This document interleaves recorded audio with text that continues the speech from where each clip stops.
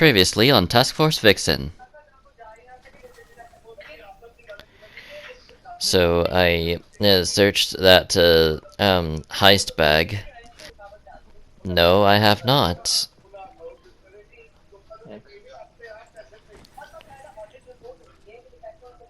I just completed it right there. Okay, there we are.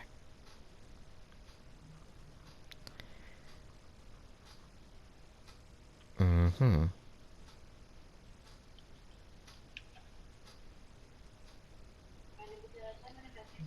Mm-hmm. Alrighty. Suppressed weapons. Okay. So now I am going to be doing that in the next round, or finishing it off in the next round anyway. If you guys have rockets, let me know. Okay. Do you have rockets for me? Rocket ammo? Alright. That is a club dealer, if I'm not mistaken. I don't know if it was or not, but when it comes to forecast towers, those are what you see.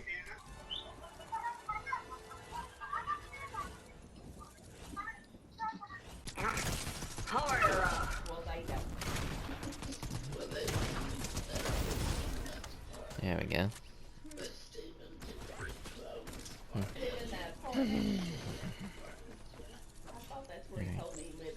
So, yep, that's it. And now we are completely on our own. So, that means it's time for some narrative commentary. I was actually kind of surprised at how willing Spider-Man Canada was to join our club, even though I expressly told him that if he was tired of all of the shenanigans that Jester and Twig Stomper were pulling, that he could join us. But I will take any victory I can get, just as long as I get to see my friend soon. I'm hoping that they will figure out where he is, and once they do, I will be heading over there and trying to pull off the rescue. But in the meantime, I'm just going to monitor Polara as she does this mission to damage the dealers in Kato Thorn's strongholds, which he's already done. Now Polara is heading over to Relentless Retreat. And the reason I basically emphasize that is something that you'll be seeing in the outtakes. So there's that. Anyway, we're gonna be heading over here so as to get through a hallway guarded by laser alarms. So anyone who's already completed the Nolan Chance quests, this will be no spoilers to you at all.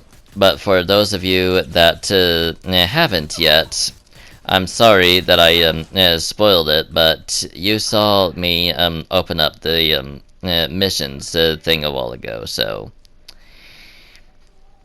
I'm sorry, but at the very least, if there's no time limit and there's no and you guys still have some Nolan Chance quests, I'm sorry about that. I was thinking about Kato Thorn, and I mixed up Nolan Chance with Kato Thorn.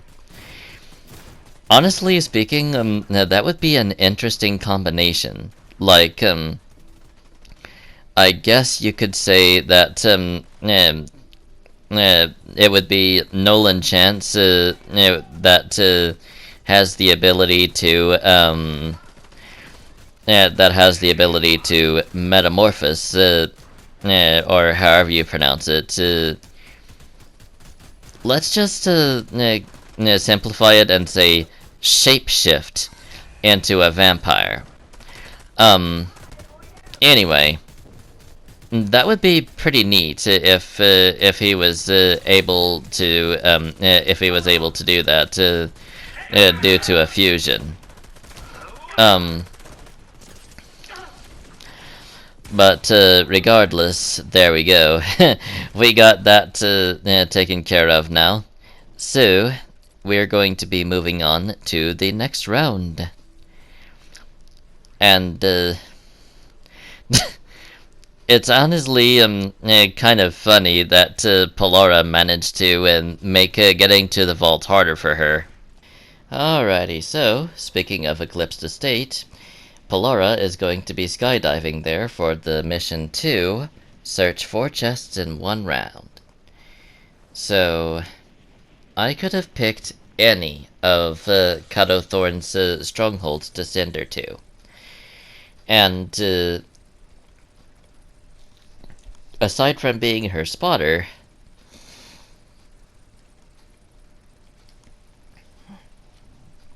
I don't really have anything. I don't really have any other role that I'm doing here. And this match is about 16 minutes and 10 seconds. So, if you expect her to get taken down very quickly, I'm here to tell you that your theory is wrong. Because it won't take 15 minutes to save the clip after having failed. That's for sure.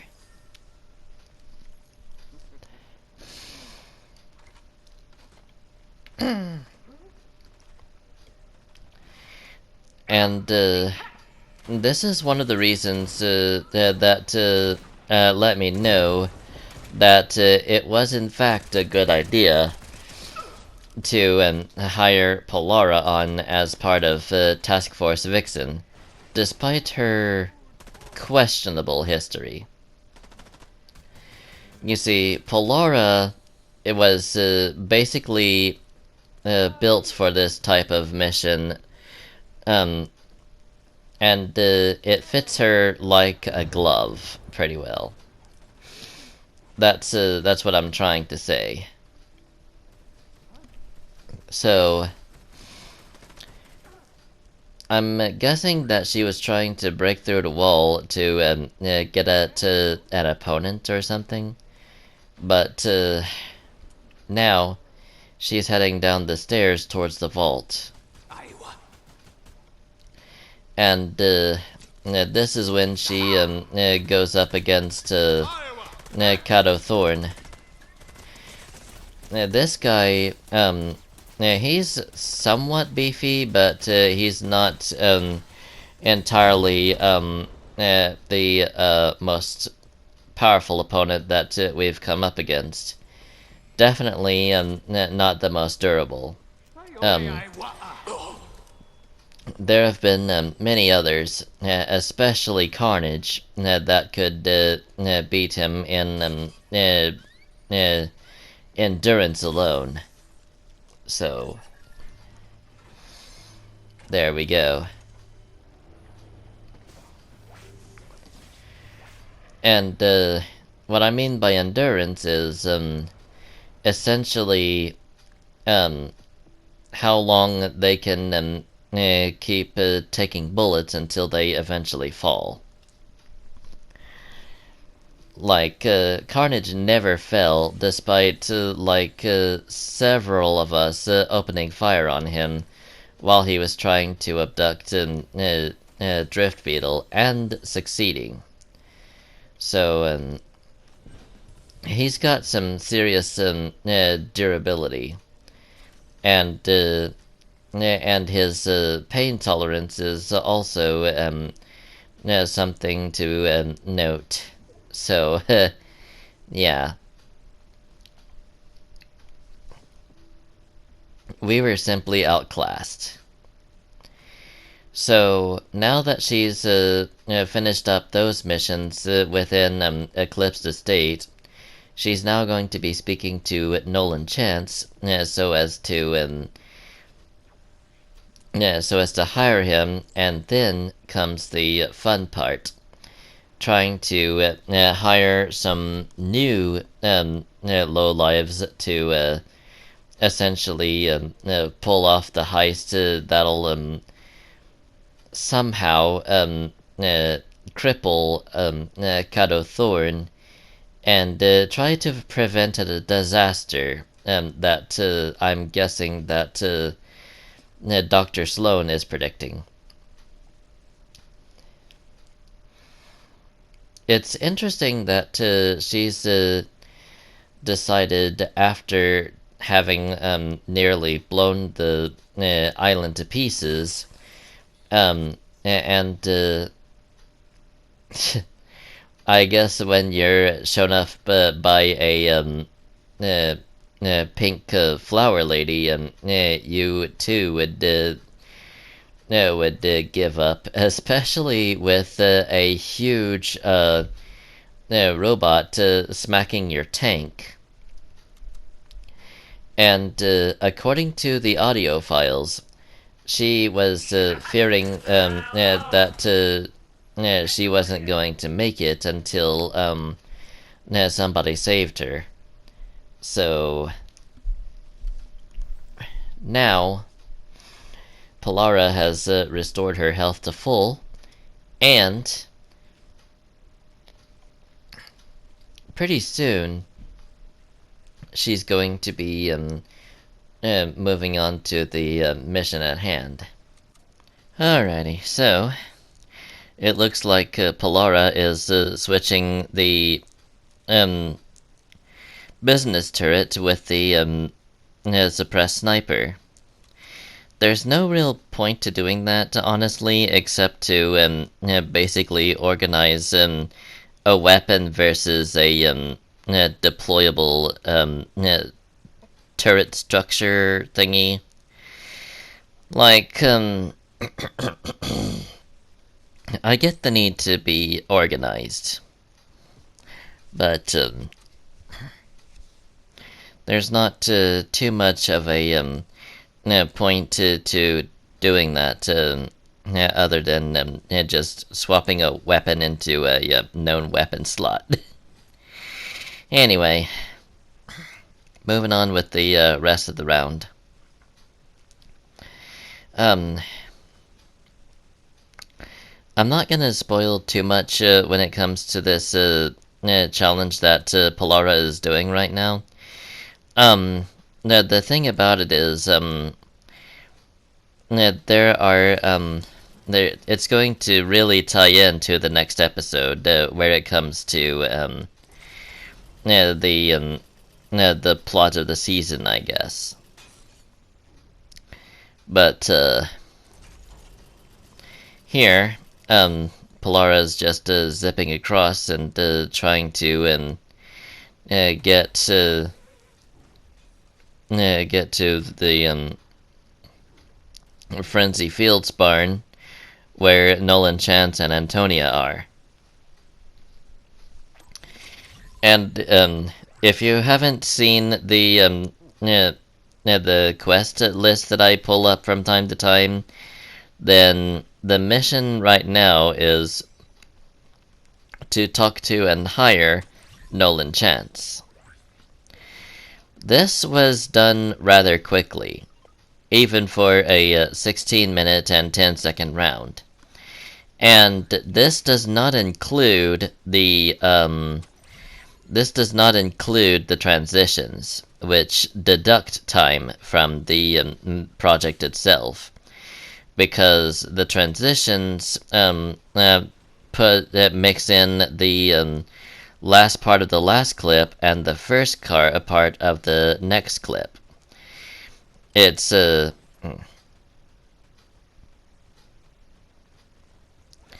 Alright, I'm just gonna stay quiet while Polara talks to him for now. Even though there's no real voice acting, and I kind of didn't stay quiet there because I was trying to tell you why exactly that was. So, and now here's the challenge that that I was talking about when I said that this is going to tie into the next episode, because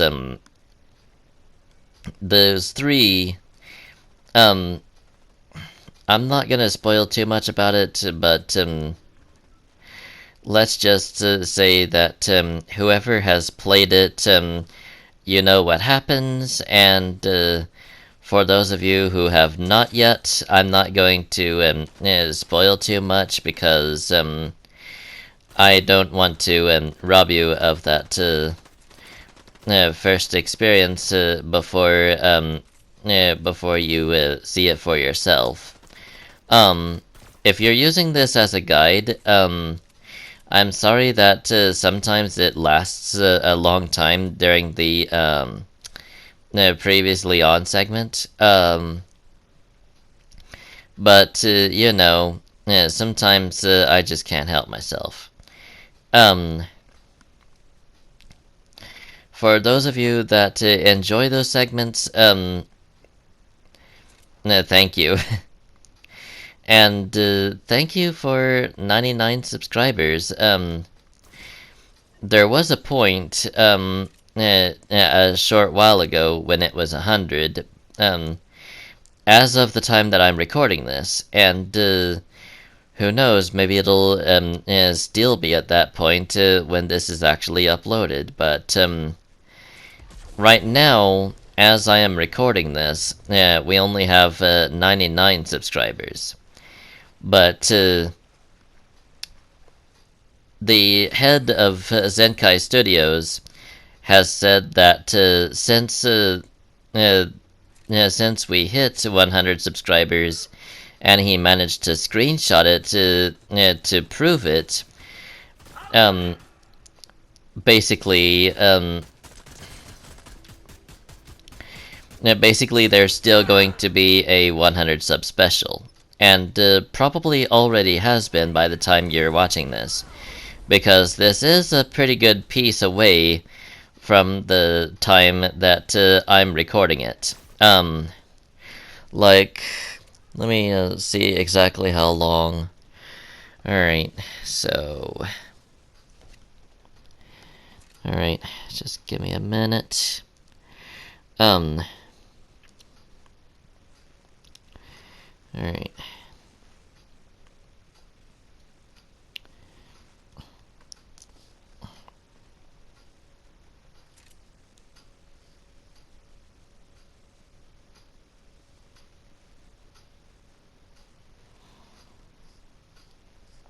Okay.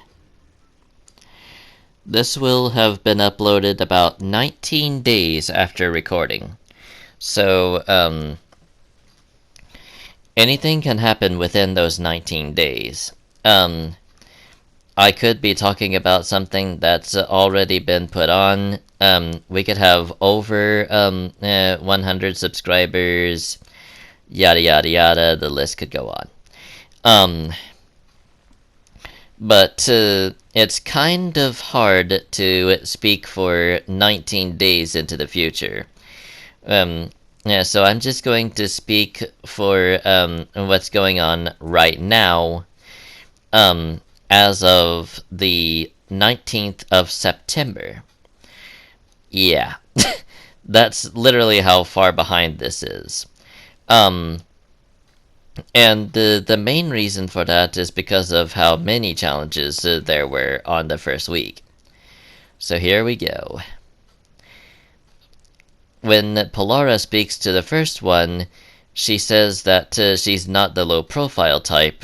She likes to draw huge crowds. Well, she said she draws big crowds. Not that she likes to, but you know, context and all that. And this would be the last one that Polara speaks to this round. And now we're going to be moving on to place as high as possible. And to show off Polara's sniping skills while we're at it. So, like I said before, Polara is one of the best snipers in the entirety of the Fox clan. There are probably some better ones out there, but she's definitely one of the best. She's the best in Task Force Vixen for sure. I can't even hold a candle to her right now. But here she was having a bit of an off day. She was missing all but that one shot that she managed against that lady's leg. So pretty soon she's going to be knocking out the opponent like right there. She just took them completely down with her suppressed sniper.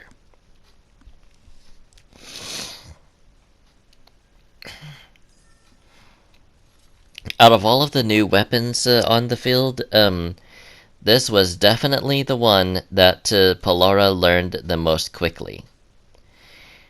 And it's actually pretty cool that Nolan Chance has a little person locating perk that he does. And that is probably the most impressive thing that Polara has managed. Just a mid-air snipe like that. However, her little record is about to come to a screeching halt as this person manages to take her out. A person that has a very weird name. Anyway, let's move on to the next one. And this is where most of the this is where 2/3 of the final snapshot quest is going to be completed, because once again, due to some sort of complication, Polara was only able to talk to one. So this time she's going to, I believe, yeah, it's the Hall of Whispers, so called. And she's going to be talking to the person that walks around here after she finds a way up to them, that is. She uses the launch pad to clear the wall that was in her way and land on the balcony. And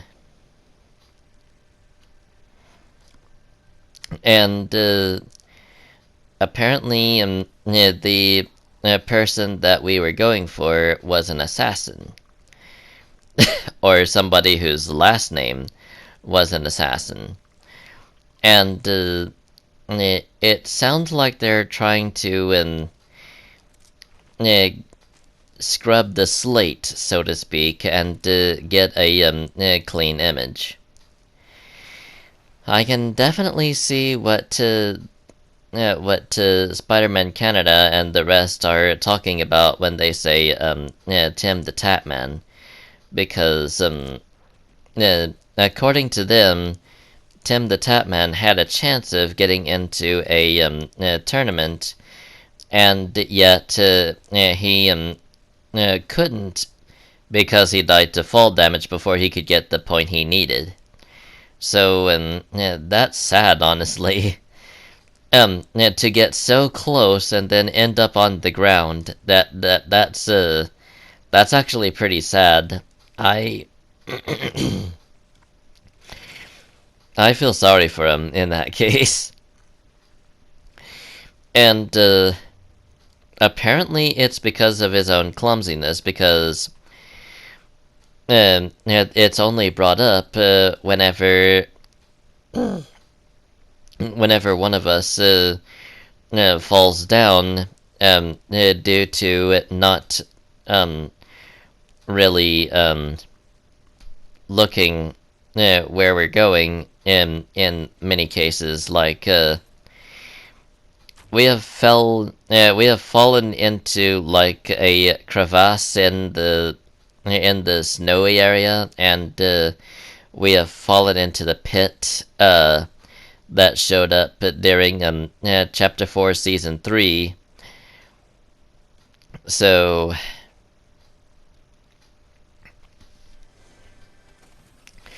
now Polara has searched that chest and gotten yet another suppressed weapon. This time, a pistol. So that's cool.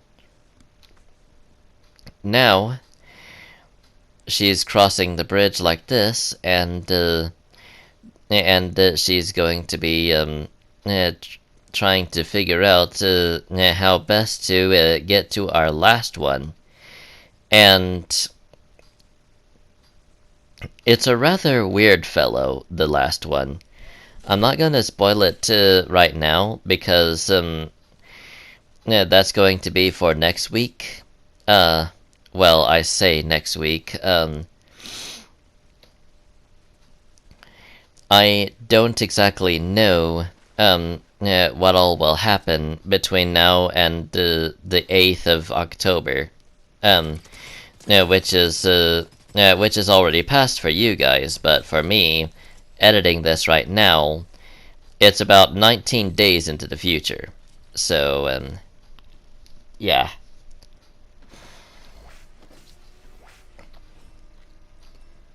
Whatever happens in those 19 days, you will already know. Like, it will be no mystery to you. But for me, for us of the Task Force Vixen, it's a complete mystery. So, after having drank the big pots, Polara comes out into the open, and somebody starts shooting at her with an assault rifle or something. And then she decides to rush them with her suppressed pistol, and finishes them off with the exact same weapon. This is essentially what I'm talking about when I say she is very skilled. The only thing about it is that she's very, very shall we say, criminal. Anyway, she got taken out there, and I believe it's time to end.